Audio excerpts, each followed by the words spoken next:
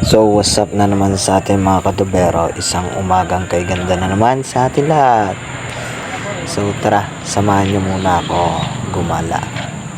At dahil may meeting kami ngayon sa bahay ni Amo, pinatawag kami lahat dahil may konting salo-salo. At syempre kasama natin si kaibigang Mark at yung aking stepfather, si Papa Estong.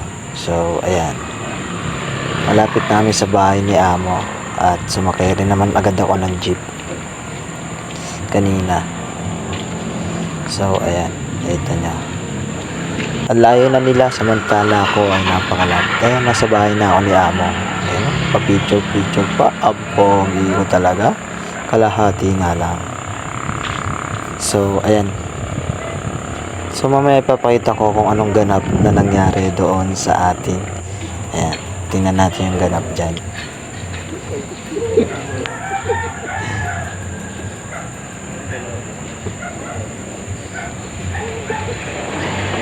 So nagkatuwaan pa nga. Pero natin mabuti.